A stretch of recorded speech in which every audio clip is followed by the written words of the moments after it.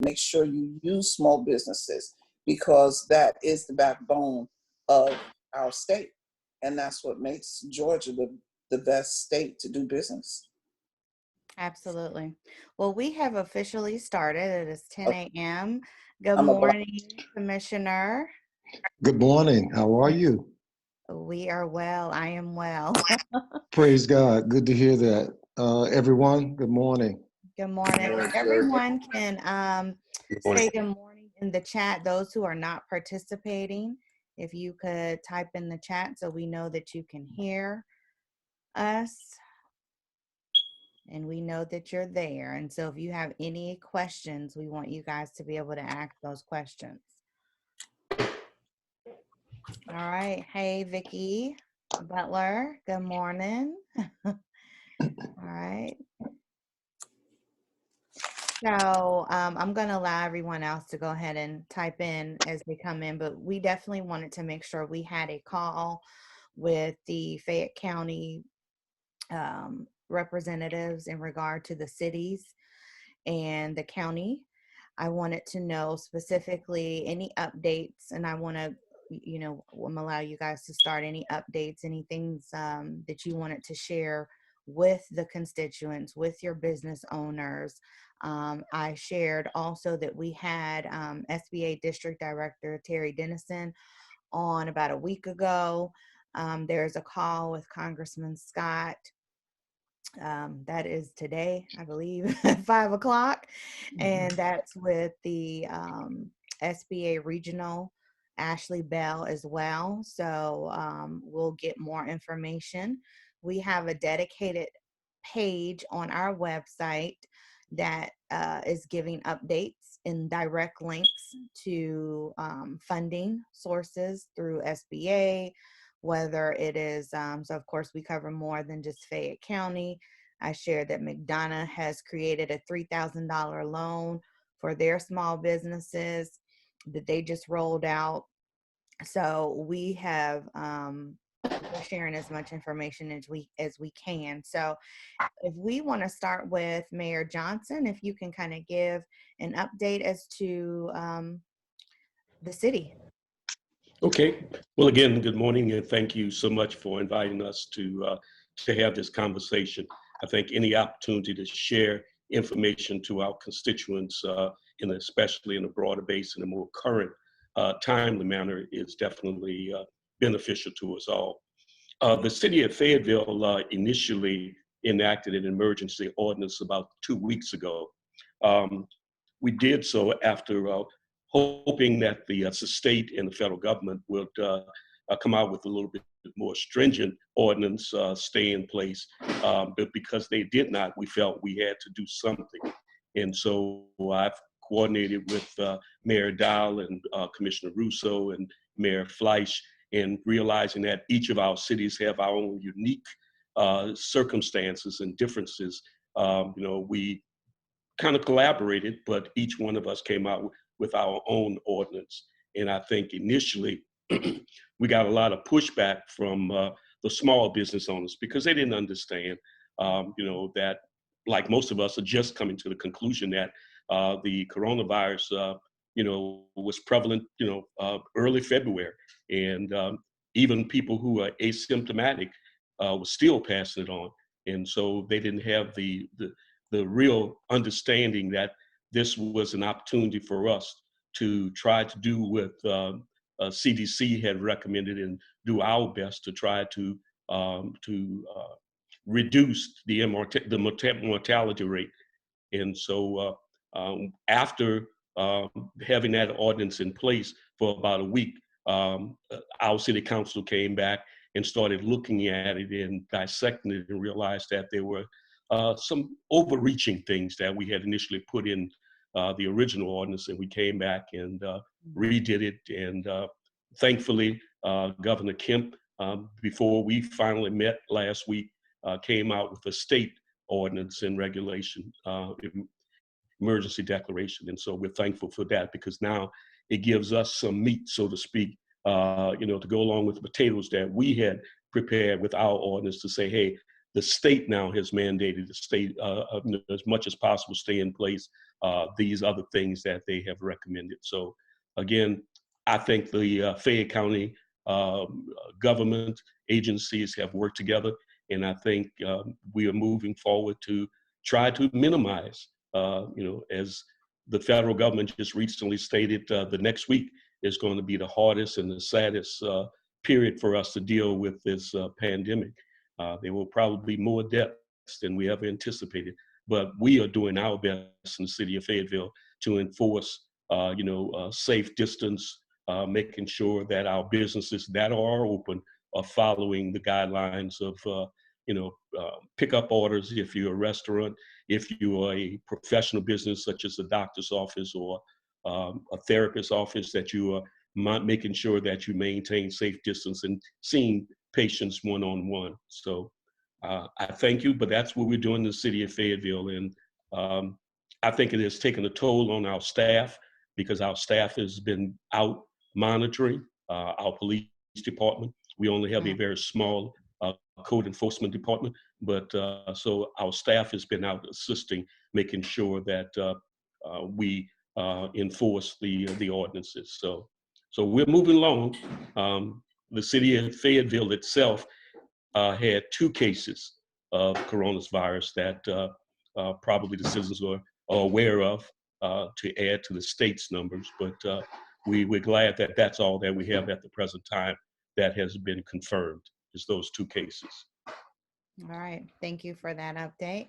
Mayor Dial. Unmute myself. We very similar to Mayor Johnson in Fayetteville.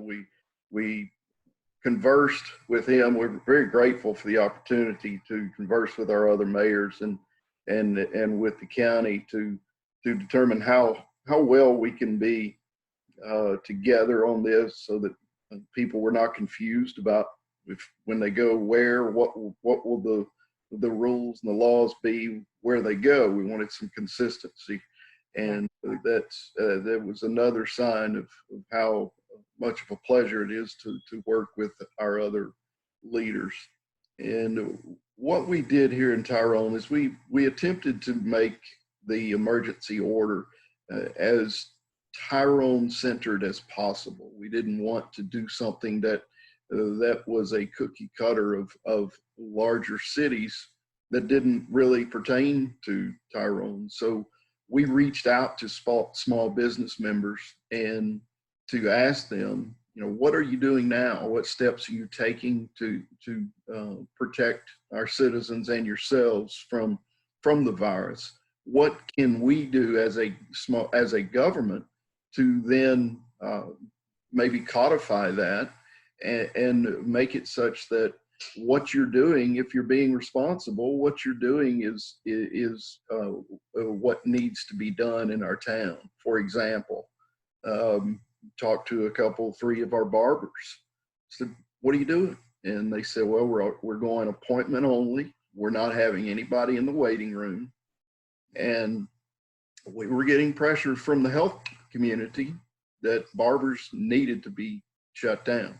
And so we said, well, we'll do what the barbers are currently doing. They're taking steps to protect our people and themselves. And we made that into law through the emergency order. Now we were, after getting more and more pressure from the health community and seeing that the virus was intensifying, we had planned on this past Thursday night asking our salons, nail salons, beauty salons, barbers to go ahead and close down. But then fortunately, about an hour and a half before we took that action, the governor came along and did his order. So that kind of took us off the hook, which we were grateful for. Right. But again, we not only have we tried to do what we needed to do to protect our people, but we also have made every effort to help our small businesses. And I'm sure other governments have done this, but we've had an official takeout night, and we've had a social media campaign to get people out there and support their restaurants. And I'll tell you that the reaction has been fantastic. Our restaurants have just been incredibly grateful, and it's they've told me, they said, well, yeah, our sales have been down a little bit, but our overhead is down, our food cost is down. So, and with the reaction that we've had from the community with takeout, we're able to stay afloat for a while. So we're just grateful for that. And then we are trying to assist to the extent that is appropriate. We're trying to assist people with the Paycheck Protection Program and the emergency disaster loan, and directing them to their banks, and getting forms that are available from the banks, and kind of frequently asked questions from the banks, and so that everybody knows what's available to them. And I'll tell you, the federal government has made a lot of resources available to small businesses, and it would be a shame if small businesses didn't know about those, or did not know how to make those a reality for them. So Right. that's what we've done. We've certainly been active. We've been working hard to help our small businesses, because they are the heartbeat of our economy. Thank you. Commissioner Rousseau?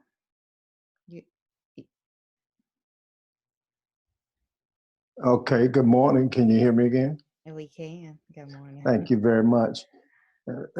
What format would be best for you? I can give you some overviews just as my elected colleagues have, or I'd be more than happy to answer some specific questions that. We want an overview. Okay. Yeah. Right.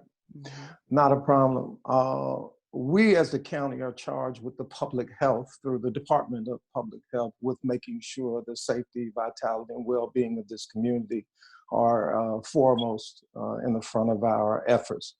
Right now, our public health facility is not necessarily overwhelmed with visits, because they've been encouraging people not to just show up, but they certainly are overwhelmed with the phone calls, people interested in knowing when testing might be available, talking about their symptoms, and should they consult their private physician. Where can I get testing, which is the real $64,000 question right now, and I think has people very much with a heightened sense of tension. Can I get tested? A family member, individual. And so we're anxiously awaiting word with respect to when testing might be available on a more wider scale. It appears, and that's the danger of even this phone call, things are changing by the hour almost. Right. And to put out information that might change can do more harm than good. I commend you all in your efforts to get these updates and share with the members, with your membership. We've got to date 4 deaths in the county and roughly about 44 cases. As the mayor and them discussed, the county is a little bit different, because most of, or a significant segment of, the businesses are located inside the cities. The county, unincorporated, may have a few here or there, but most of those businesses are inside the city limits, and therefore their ordinances would take precedent in this particular instance. I've been advised that we've got, if you haven't read, the latest update is that our senior centers, or assisted living facilities, long-term care facilities, are very dangerous right now in terms of breeding this virus. The mayor and I have had some conversations that with the assisted living facilities we have in the county, we may be seeing the National Guard come in and assist them in cleaning their facilities, disinfecting it. And so that is on the horizon. We have 3 or 4 large ones here in the county, and people may begin to see that in the next week or so with the National Guard coming in. And so we want this membership and our residents to know and not be alarmed if they see the National Guard rolling in. More than likely, that's what they're coming in for, is to assist those facilities in maintaining their sanitation levels and disinfecting them, so that we reduce that in that enclosed population. at the senior centers. I was pleased to hear when I joined the call that you all are aware of the SBA's effort, Ashley Bell, Ms. Dennison, Congressman Scott. These are good ways for you all to begin to exercise your lobbying chops.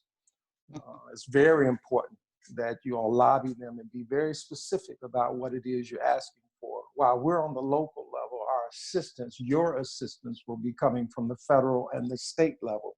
I saw earlier that my state representative, Debra Bazemore, was on the call. If she's still on, good morning, Representative. And I want to, I've been on a number of calls with her as well, that she's been keeping people abreast and aware of the critical issues that are facing our community. And so the SBA loans, I encourage people to apply, even if you think you don't qualify for it. Just put in the application, and wherever they may be.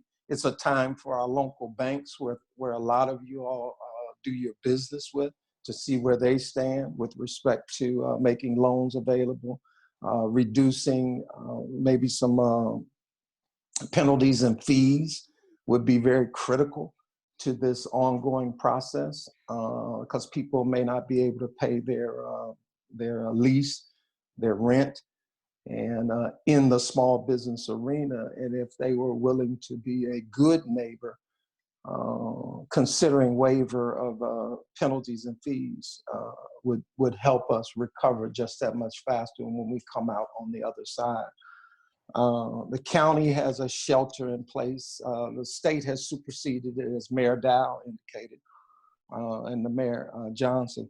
And so we're following that right now, and we're working to make sure our healthcare workers and our frontline people, such as public safety, have the resources that they need to perform the tasks that they have to perform. And so, in a nutshell, again, I would encourage you all to be real organized. Maybe tonight, when you talk with the Congressman Scott about the next stimulus package, really review this current one, and where there are gaps, be real organized about what your specific needs are and where those dollars need to come from, or where those dollars need to be applied with respect to our small business population. I have worked with our nonprofits as well as Mayor Johnson. 2 weeks ago, I think we anticipated this coming, and instead of having our residents search for sites to see where assistance was, whether it's rental assistance, whether it's mortgage assistance, whether it was utilities, so forth and so on. What we did was partner with Fayette Factor, which is the umbrella organization of the county's nonprofit, and we created a one-stop search instead of a one-stop shop, if you will, a one-stop search site where you can go onto that site and find out who is doing what and providing what assistance in terms of nonprofits and in terms of our faith-based community, in terms of our healthcare providers. I'll be more than happy to share that site with you while I'm on the phone, Mayor, if you had it handy, but it's a COVID site under Fayette Factor. There, okay. Yes, fayettefactor.org. And there's a COVID site that talks about all of those things, the latest updates on the virus's impact in Fayette County, what food services and what sheltering is available, what, again, rental assistance, even mental health, which is becoming a critical piece in this puzzle as we quarantine ourselves and isolate from one another. That right. Intimacy and contact is a very serious piece. They even have a network where if seniors need to have their medicine picked up, they have resources to assist with that. And so I feel like I'm rambling and trying to put a lot of information before you, but that site is very helpful. Okay. Email me should you so desire or need to, and I can tell you that our communication between one another is still strong, and we're available to serve you. Let me conclude with this. I need everybody to continue to pay particular attention to how the voting process will take place come May 19th. That voting process is still on as of now. I mentioned a while ago that things change hourly. That could change. I think the governor may have the power, and State Representative Bazemore can speak to that. But the 19th is still on. In addition to the presidential election, it is our local elections primary that will be on there as well. One of the things that we're seeking to do is the Secretary of State is going to mail out the absentee ballot request form. You have to send that back to request a vote form. Once they send that, once you send that back, they will send out the vote form for the May 19th primary and presidential election, which has been postponed due to this virus. And finally,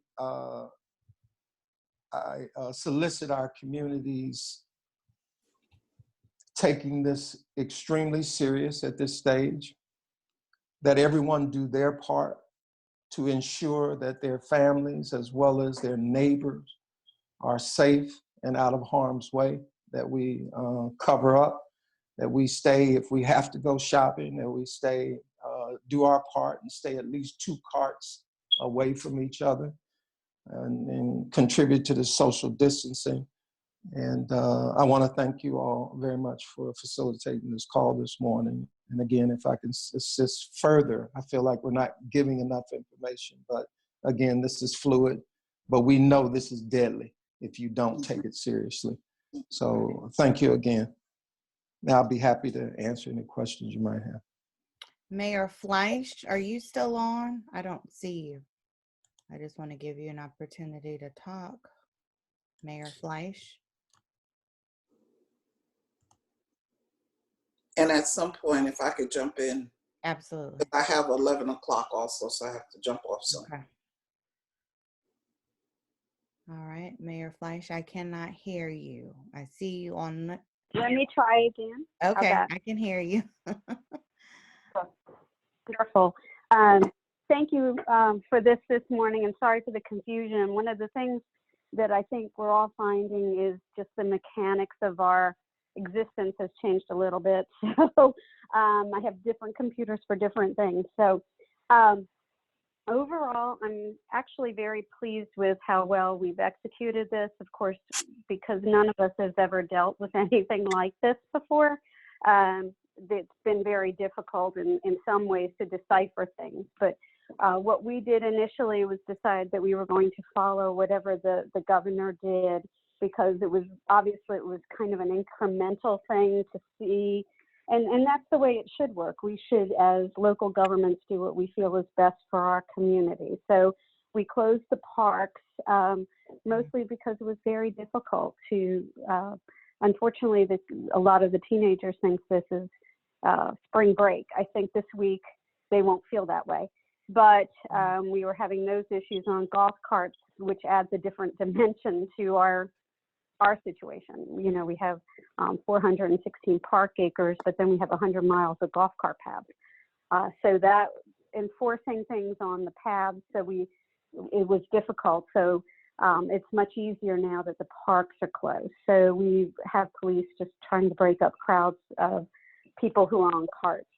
And then when the governor came down with the shelter in place, and of course I think it made it all a little bit easier for all of us to move forward, because we were all dealing with the same exact set of rules. So overall, it's interesting. There's some folks, you're in a no-win situation in some cases, because there is always going to be someone that says you should have done more, and then someone says you should have done less. So, but now as we move into this week, I think this week is crucial. And we're trying to just make sure that everyone gets the information that they need. The federal government has been very communicative. The funding, they're ready to fund overtime for our public safety. And if you guys go on the Treasury Department website, you should be able to look at that. That's one of the things that they're doing. They want to start on the state level and then move up to try to get the money quicker down to this level. That was what I was told. So that's good. And you may want to follow up with that with the congressman. And so overall, we're doing so much better than than you would think, given how many weeks we were into this. But I also know we may be a lot longer into this. So we're just, but we're trying to do through the CVB, our Convention and Visitors Bureau, the restaurants, and we do have the takeout thing, graphics that they have been spreading everywhere. But unfortunately, I think we may lose some of these small businesses just because their operating costs. You never know. But hopefully some of the loans can act as a bridge to get them through it. All right, thank you. Representative Bazemore. Yes, hi. Just wanted to speak to two different issues because, like I said, I have to jump off for another meeting at 11. But first and foremost, if you all have any questions that our governor or the White House could address, please send them to me because we are on calls with them and they ask us for questions. And so we really want to make sure that you all are getting exactly what you need and your questions answered. And so we are all on the same page. The other point was to the voting issue. Yes, right now, as it stands, it is still May 19th. However, there's conversation going on right now today with the leadership to try to figure out if we should push it to June 23rd or 13th, whichever day, if legally we can do it.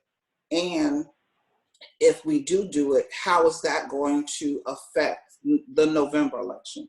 So all of that is still in play right now, and there's conversation going on right now about that. So I just want you to know that please use me as a resource because we are getting information daily, and we get emails like at least 20 to 30 emails because, as it was said, things are changing by the hour, if not by the moment. They are changing constantly. And so we are constantly updated. But I really want you all to know that you can send me your questions and then we can have those questions answered and then get it back to you. So, and I'm going to give you my personal email address because I think everybody has my business one down there at the White House, excuse me, down at the Capitol. My personal email is dljb4469@gmail.com. Okay. And again, it is dljb4469@gmail.com. So please contact me. This is our job right now. Our job is to make sure our constituents, our friends, our family, everybody is safe. And I really, really appreciate the fact that we are all speaking with one another. We are all on the same page because that's what's going to help end this pandemic right now. So thank you guys. I appreciate you so much. And I will constantly pray for everybody. Be safe. Thank you. Thank you. So just a couple questions. So as I mentioned before, we definitely are in contact with the congressman's office. I do appreciate that, Representative Bazemore extending that. I personally have a really good relationship with the congressman's office, so I usually don't have a problem getting in touch with anyone in there. But what I did want to know was, is there a possibility, because we know that some of the lenders have had some issues in getting some of the funding in place, would there be an exploration of a collaboration, whether it's with your development authority, whether it's through the cities, creating or pulling from a general fund or something, where you would think about possibly creating some type of additional bridge loan that may not be available now. And we'll start with you, Mayor Johnson. Well, of course, we're always open-minded about helping our business owners and our constituents. We just wanted to see how the federal stimulus funding is going to be managed and allocated. And right now we're seeing some delays. When the president talks about, we're going to get the $1,200 stimulus check in 2 weeks, and now his financial people in the Treasury saying they may be, a month or two, and if you're not registered for a direct deposit, it may be even longer. So we need to be thinking about other alternatives to help bridge that gap if it becomes necessary. And I think the Fayetteville City Council is open to having that conversation. Of course, like I said, it's going to have a tremendous impact on our current budget, but we definitely are courageous enough to have that conversation because we realize our business owners are the lifeblood of our city. Right. Mayor Dial. Yes, we're in a similar situation as Mayor Johnson, and we both got some similar projects going on right now. So while his budget is larger than ours, we are kind of in the same situation as he is. So I'm not sure where we would pull that money from at this point. We certainly desire to assist small business in any way we can. So for the time being, we're doing it from the standpoint of communication and networking and assistance, time. But funding, we don't have an identified source of where that would come from, but we are open to evaluating whether that's a possibility and scrutinizing our budget to see where that might be an option. Awesome. Mayor Fleisch. Again, I'm with both Ed and Eric on this. We all, of course, the spirit is willing, but whether or not the money is there, because we all throughout this, as I'm sure they have, their finance departments have tried to measure what the impact of this will have on what the revenues are, what people, for us, our general fund budget, the property taxes pay only for police and fire.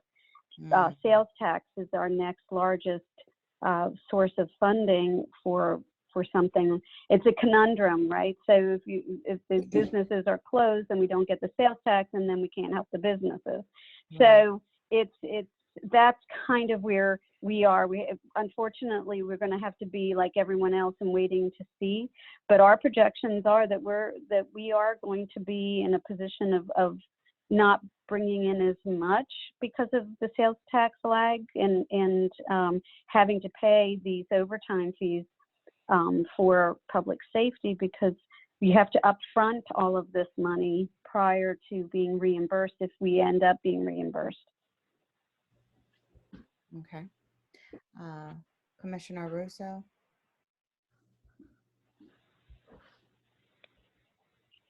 Nothing else to add. They're adequately sharing where our challenges are. I like the idea of the development authority. They're certainly part of their mission is business retention. Right. This might fall into that category.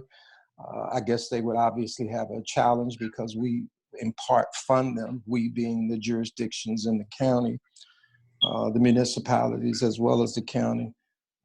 Obviously, a major challenge is if they stepped out, who would be eligible? What's the criteria? How would they get the dollars back so they can continue their mission once we come out on the other side?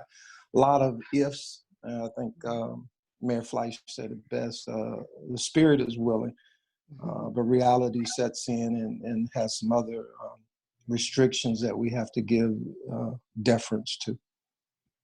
Okay. There's a question that was sent privately. Would there be any upcoming moratoriums on small business rent or utilities in the county moving forward, or extending ones already in place? May I speak to that? It's just from the Paycheck Protection Program standpoint, and I don't want to presume that anybody on this call does fully know or does not fully know about what's available with the Paycheck Protection Program. So I'll just cover some of that, and forgive me if everybody is already completely learned on that. But with the Paycheck Protection Program, you get 2.5 times your monthly payroll that is forgivable from the Small Business Administration. And then you can also pay out of that 2.5 times, you can also pay rent, utilities, mortgage interest, and some other things. Now, if you dedicate that money that you receive to rent, utilities, and mortgage interest, only 25% of that money is forgivable. But if you use it for your payroll only, then likely 100% of it is forgivable. So the point being, if you're just facing a situation where you don't know how you're going to be able to pay for your rent, that money can be used for that purpose. So again, some of you may be saying, I already knew that. But some of you may not. So I just wanted to make sure we did address that. Okay, thank you. Not sure, Mayor, and I've read portions of it, and I certainly have not digested all of it. But that I think part of that is contingent upon you keeping your workforce, Right. without letting them go. Exactly. It doesn't have to be the same specific people. It may be that you bring, if you lose one employee, you can gain another one. It deals with number, not the exact person. But yes, you do have to maintain your workforce, because that's the spirit of the bill, the law. Okay. And isn't there, I'm sorry, there's another other emergency money that can be had through SBA, and it's, I think it's EIDL, and I'm not as well versed on that, but that's one that independent contractors can use to help get emergency funding to help get them maintain their levels of production. Right. That's right. So And there's a few things. And again, we are so we had, again, I'm not sure if you were on the call at that time.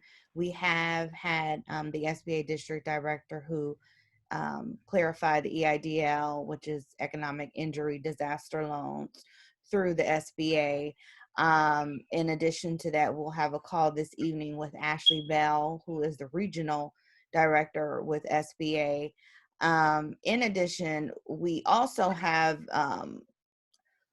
this is the first time that unemployment insurance has been available for self-employed. So we, again, everyone on the call, we've been pushing it out, just making sure you guys are aware that we have a dedicated page on the website, and we've been sharing that. There is going to be a call with the Georgia Commissioner for Unemployment, Mark Butler. I was actually trying to see if I can get him on this call today, but at some point he may be on this week, but we'll let you guys know how that works. I know he was waiting on some funding as well, because I think he just didn't, he wasn't quite sure how to disseminate those funds for those who don't necessarily pay into the system, was what I understood. So there are other sources in addition to that. The point of this call was to, one, get updates locally, and to see if there was any additional from that side. We have another question. How are stay-in-place orders being enforced? And what if your bank isn't loan or information ready? what do we do? I'm going to answer the second part. So when we sent out the call or the email out on this past Friday, that's when the pay protection or payroll protection loans were available, the first part. So there is actually a second part, and then there's a first part and a second part. The first part, those particular loans were available as of, or the start of it, the application. We even sent a link to the application. Was we indicated if your loan, your bank doesn't have that, you may want to consider using another lender, because not all lenders are doing it. It's not a requirement. It's something that they're choosing to do. And if your particular lender does not participate, we encourage you to find another one that does. So if you all want to answer the question about the stay in place orders being enforced. Commissioner Rousseau, may we defer to you, since the only law enforcement personnel that are even deputized are on the county level? Mm. May we defer to you on that? Yeah, and I'll give you again what I'm aware of. What Mayor Dial is referring to is the governor has conveyed authorities to the sheriff to be able to do enforcement throughout the counties, including the municipalities. It's still a voluntary, if you will, shelter in place. They have not been aggressive in terms of enforcing it, except for in maybe the parks or large gathering places. They're leaving it up to private businesses. I'll use Walmart as an example, just for example's sake. They're asking them to self-police and self-assist in keeping the public with distance from one another. I think they've gone to one-way aisles as an example. But in terms of law enforcement and enforcement, it has not been ratcheted up. The governor has conveyed authority to the sheriffs, who are elected officials, unlike most municipalities that have appointed police chiefs. He has not gone that far yet to deputize, as Mayor Dial used the term, local police departments. So the sheriffs are in charge of enforcement. They will deal with large gathering areas such as parks, again, just an example, to encourage people to have social distancing. Mayor Fleisch a moment ago said they closed their parks, but there's still a provision in there that allows for people to get exercise. So some of the parks are open. This is one of the challenges that we have in terms of the differences in jurisdictions and policies. Our parks are still open, just the trails, so people can get out and walk. But all the facilities, playgrounds, restrooms, pavilions, those are closed and roped off. So enforcement has not reached the level that I think people envision. Am I going to get a ticket? We have not talked about the issues of a fine, even though I think it's in the ordinance. We haven't even talked about the issue if people don't comply. What do we want to do with them? Certainly, we don't want to arrest them. Certainly, we don't want to potentially contaminate the jail population, which would force us to look for more space, which would force us to be digging for more dollars to house these individuals. So it has not ratcheted up to the level that people see when they say enforcement or punishment. The law is one thing, enforcement is another. What's the penalty? And we have not even reached that level right now. We're relying on the governor to give us some guidance, but the mayor is correct in saying that the sheriffs have been authorized. They haven't even been deputized, but in the ordinance, they've been authorized to enforce the governor's shelter-in-place policy. Hopefully that answered. If not, I can go more specifically, but the enforcement part is hard. We'll clog up the court system trying to get fines paid, and arresting people is certainly not even on the radar right now. Right. Well, does anyone have any additional questions for your leaders? I will ask while everyone is kind of thinking about what additional questions may exist. Is there an opportunity from the city to possibly talk about if there will be a, because I know most of your revenue comes, but if you are not able to find funding for any assistance in your budget, will you possibly look at when you're talking about the fees in relation to your business licensing and that sort of thing? Is that something that you might want to consider, you know, giving a little break on, or something of that sort?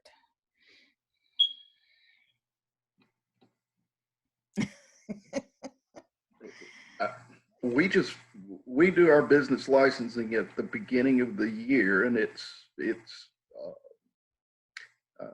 already almost completely wrapped up. So we would have to take that into consideration come November, December, Right. next year.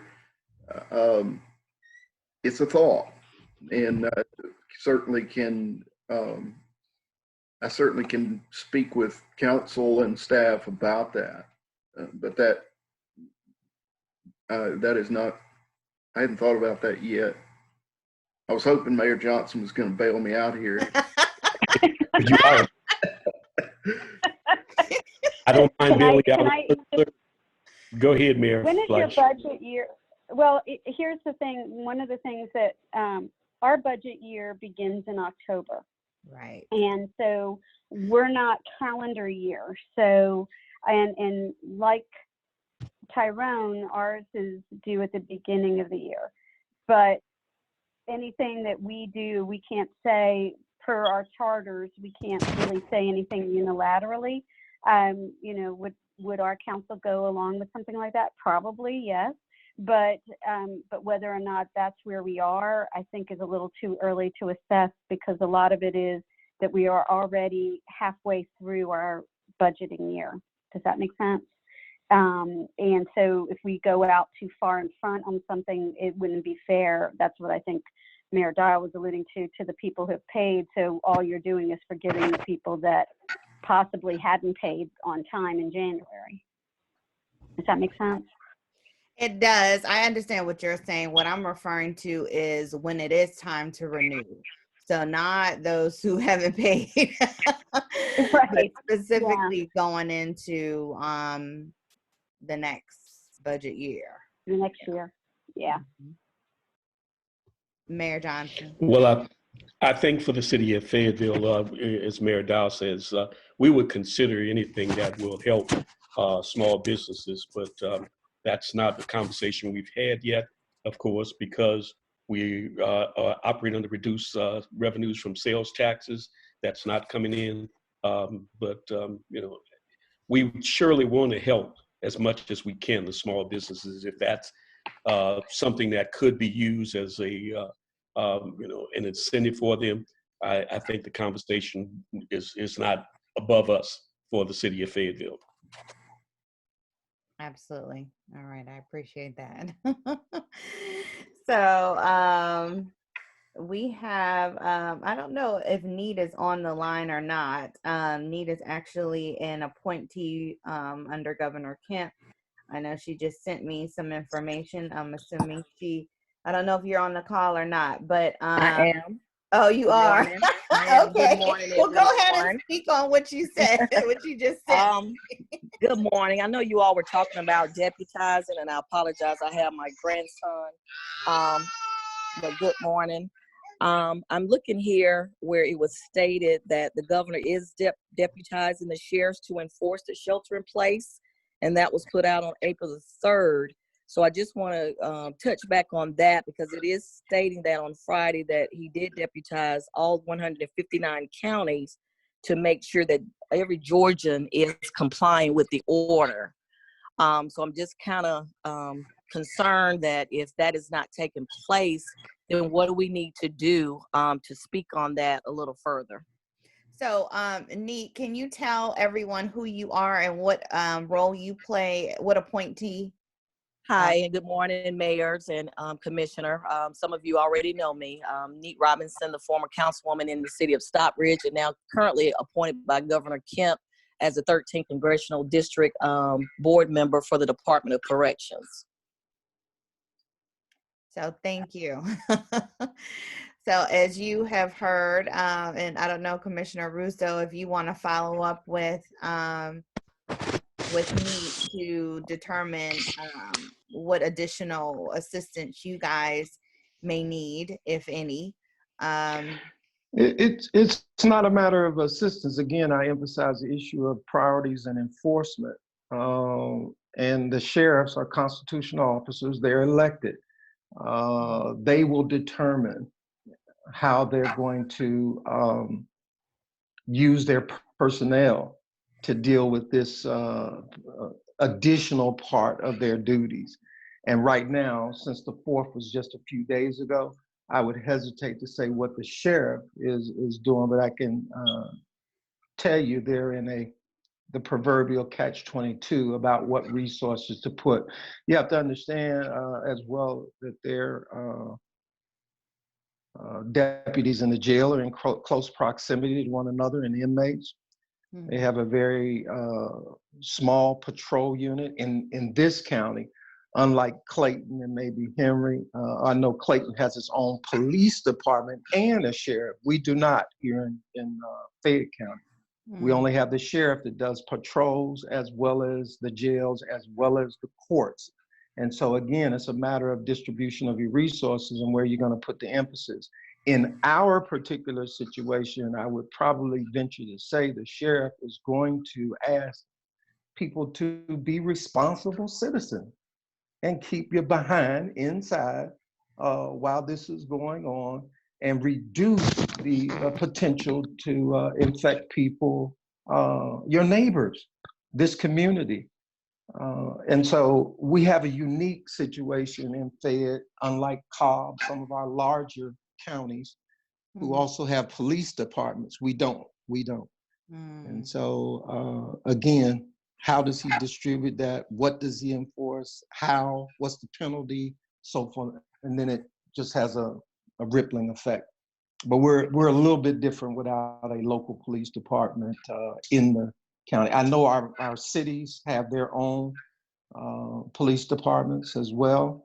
But again, this is a sheriff initiative, and I'm sure he's talking with the police chiefs from our 3 municipalities, because we provide patrol services for Brooks and Woolsey. And so we only have 3 that have their own police departments. And I know they're in constant communication with each other, but those are some of the dynamics associated with just a blanket statement of saying the sheriffs can enforce it. It's how, when, distribution of resources, protecting their employees, all of that. Because that creates overexposure, having to deal with the public even more under this ordinance. Not that they won't, and I want to be careful of my statement. They'll do it, but you've got to weigh it. What's the cause and effect? All right. Hopefully that gave a little more clarity of our uniqueness in. Yes, I didn't know you guys didn't have your own police, so that definitely is that helps with the clarity. There is another question. Can I add to that, Yes. Gary? I think what we have seen, especially at the municipal level, is that there's not a mass disregard for the ordinance. You find small groups, especially the young generation, as Mayor Fleisch said, who have access to golf carts, who just want to get out and, get beyond the cabin fever and stuff and don't understand. But I don't think in the Fayette County area we've seen, mass disregard for it. I think more than anything else, probably on churches, some churches on Sunday, but they think that they can maintain safe distance, and that's what they report that that's their rationale for continuing with their worship service. But I think the preponderance of churches in Fayette County have chosen to discontinue or use live streaming or some other medium to get the message and get their services out to their people. So I don't think we have a major problem where our sheriff has to and our police chiefs have to deal with. But for us, we are in the city of Fayetteville, we're monitoring it. And when there are cases, our code enforcement is backed up by our police chief, and we disperse and ask people to follow the ordinance, and without penalty at this point. But if a person or a group of persons continue to congregate when they have been asked not to, I think you'll have to find that we'll have to come up with some penalty. But right now, I don't see a major problem. Right. And Thank you both for your clarity. Thank you so much. may I take a moment to applaud the people of our county? Putting things into perspective, as serious as this is, and as much as we are all trying to be cautious about it, despite having the fastest growing aging population, Right. the metro Atlanta region, we are last in number of cases of the coronavirus. Now, yes, we have a smaller population than almost all, but we are last in number of cases. Lord has blessed Fayette County, and with this virus, we are really doing well, and we have our people to thank for that. We have our county leaders to thank for that, our healthcare community to thank for that. And so I don't want us to overlook that the Lord has really protected Fayette County when you compare us to other areas. Right. That was a concern I had as well, that you of the older population in the area. Right. So that is actually really good. There was one more question, and we'll take that. How are you handling price gouging by supermarkets and other business services? Okay. I don't know that we've seen here in the city anything like that. But again, we've gotten to the point where I think a lot of that has been rooted out, and people know that that is something that will be enforced once it's found out. I don't. Have you, Mayor Dial or Mayor Johnson? Have you seen that? Not in the city of Fayetteville. We are out constantly monitoring, and we have not seen that at all. All right. We have not had one report, at least not to the town, about a price gouging situation. Governor asked us to do some preemptive education on that, to look out for fraud and price gouging and that kind of thing. But so that was real early on. We have not seen that. Commissioner, have you all had any cases of that? No, not to my knowledge. And I think a part of the provision, as you said, Mayor, early on, but even now, the governor is encouraging people to report that to the state so they can create a database of information and deal with those entities that may be engaged in that gasoline, food. Some of our bigger people aren't, but maybe your local Quick Mart or gas station, you may find a little bit of it, but not overwhelming. I agree. Okay. Well, we appreciate you all for coming on, updating us as to what's going on. Again, this is recorded, so we'll make sure that those who may have other or may not have been able to jump on definitely can know that you guys have updated as well on what's going on, are considering a few things in regard to businesses, and we appreciate you guys. Well, we appreciate your leadership as well in putting this together so the citizens will have another forum to get information. Thank you. And again, everyone, we have a dedicated page. We will be updating that. We try to update it daily, but the information is a lot of information. We did have a call with a mental health. She's actually a member, and she owns a mental health facility, counseling. We had that because we also had a Women in Business prayer call on this past Friday. So we are making sure that we're not just giving information about loans and grants, but that you are okay. And that you are well, that your family is well, that you're handling this situation the best that you can. So any last Oh, words from our yeah, leaders? let me thank you again for your leadership as well. And then the mental health person that you just mentioned, I would encourage her to contact Fayette Factor so they can get their resources listed on that website that I mentioned earlier, if they have not already, so that we can make use of their services as things continue to, you know, materialize by the hour. Right. Thank you for your leadership. Thank you. Any last words, mayors? I just want to say, yeah, thank you, and thanks to the people of Fayette County and Peachtree City, because this is actually overall going far better for everyone, and we just want everybody to be safe. That's the goal. Thank you. Mayor Johnson and our Mayor Dial, any last words? Well, I think I've already given my last word, so I'm going to defer to my brother. First shall be last, and the last shall be first. So Thank you for all you're doing. And again, to everyone who's had a part in working to protect our county. It's serious. This is, we are blessed. Yes. All right, everyone. You guys have a blessed day. Remember, Congressman Scott's call is this evening at 5 p.m. All right, everyone, have a blessed one. thank you. Thank you. Thank you. Thank you.